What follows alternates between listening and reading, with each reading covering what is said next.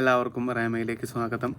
റേമ എന്താണെന്നൊരു ചെറിയൊരു ഇൻട്രൊഡക്ഷൻ. അതായത് മൊത്തം എഴുതപ്പെട്ട എല്ലാ വചനത്തെയും, അതായത് സമ്പൂർണ്ണ ബൈബിളിലെ മൊത്തം വചനത്തെ ലോഗോസ് എന്ന് പറയുന്നു. അതിൽ നമുക്ക് സെപ്പറേറ്റ് ആയിട്ട് അല്ലെങ്കിൽ നമ്മളോടായിട്ട് ദൈവം പറയുന്ന പ്രത്യേക വചനങ്ങളെ റേമ എന്ന് പറയുന്നു. അപ്പോൾ സമ്പൂർണ്ണ ബൈബിളിലുള്ള ഏത് വചനവും, അതായത് ഏത് ലോഗോസും നമുക്ക് റേമയായിട്ട് മാറാം.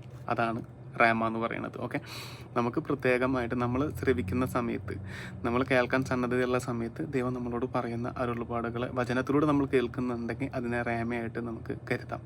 അതാണ് റേമ. അപ്പോൾ ഞാൻ എപ്പോഴും അങ്ങനെ ദൈവത്തിൻ്റെ സ്വരം കേൾക്കാൻ എടുക്കുന്ന ഒരു ബൈബിളാണ് ഈ പോക്കറ്റ് എഡിഷൻ ബൈബിൾ. ഇത് ഇംഗ്ലീഷിലാണ്. അപ്പോൾ ഇതിൽ പുതിയ നിയമം മുഴുവനും ഉണ്ട്, സങ്കീർത്തനങ്ങളുണ്ട്, സുഭാഷിതങ്ങളുണ്ട്. ഇതെന്ന് കണ്ടെത്തുന്ന വചനം ഞാൻ ഇവിടെ ഒരു മൊബൈൽ തുറന്നു വെച്ചിട്ടുണ്ട്. മലയാളം ആപ്ലിക്കേഷൻ, POCയുടെ മലയാളം ആപ്ലിക്കേഷൻ ബൈബിൾ തുറന്നു വെച്ചിട്ടുണ്ട്.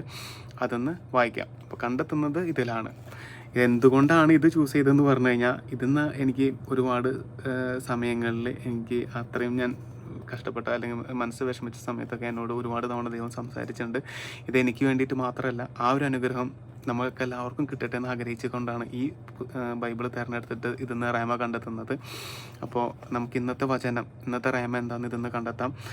റാൻഡോ ആയിട്ടാണ് എടുക്കുന്നത്. പ്രത്യേകിച്ച് ഇന്ന ഭാഗത്ത് അങ്ങനെയൊന്നുമല്ല. നമ്മൾ എവിടെ തുറക്കുന്നു ആദ്യം കണ്ണിൽ കൊടുക്കുന്ന വചനം അതാണ് എടുത്ത് നമ്മൾ ധ്യാനിക്കുന്നത്.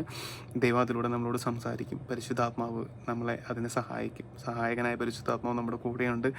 അപ്പോൾ നമുക്ക് വചനം എടുക്കാം. അപ്പോൾ റോമാധ്യായം 10-9 വാക്യം. ഇത് പിക്സൽ ചെയ്ത കാരണം നിങ്ങൾക്ക് കാണാൻ പറ്റുമെന്ന് എനിക്കറിയില്ല.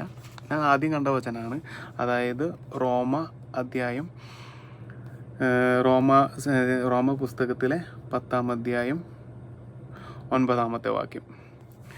ആകയാൽ യേശു കർത്താവാണെന്ന് അധരം കൊണ്ട് ഏറ്റുപറയുകയും ദൈവം അവനെ മരിച്ചവരിൽ നിന്ന് ഉയർപ്പിച്ചു എന്ന് ഹൃദയത്തിൽ വിശ്വസിക്കുകയും ചെയ്താൽ നീ രക്ഷ പ്രാപിക്കും.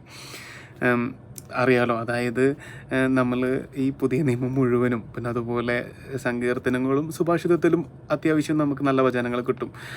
അതായത് നല്ല വചനങ്ങളെന്ന് ഉദ്ദേശിക്കുന്നത് ഒരു പ്രബോധനപരമായ വചനങ്ങൾ നമുക്ക് കിട്ടും. കണ്ടെത്താൻ എളുപ്പമുള്ളതാണ് സങ്കീർത്തനവും സുഭാഷിതങ്ങളും. പുതിയ നിയമത്തിൽ കുറേ കാര്യങ്ങളുണ്ട്. അതിൽ ഏത് ഭാഗം നമുക്ക് വരുന്നതൊന്നും പറയാൻ പറ്റില്ല. പക്ഷെ ദൈവം അനുഗ്രഹിച്ചിട്ട് നമുക്കിന്ന് ഒരു വലിയൊരു സത്യമാണ്, അതായത് നിത്യരക്ഷയ്ക്കുള്ള വലിയൊരു സത്യമാണ് നമുക്കിന്ന് കിട്ടിയത്. ആ വചനം ഞാൻ ഒന്നുകൂടിയും പറയാം. നമ്മളത് ധ്യാനിക്കണം, അതിന് ആമേൻ പറയണം. ആകയാൽ യേശു കർത്താവാണ് എന്ന് അധരം കൊണ്ട് ഏറ്റുപറയുകയും ദൈവം അവനെ മരിച്ചവരിൽ നിന്ന് ഉയർപ്പിച്ചു എന്ന് ഹൃദയത്തിൽ വിശ്വസിക്കുകയും ചെയ്താൽ നീ രക്ഷ പ്രാപിക്കും. ആമേൻ.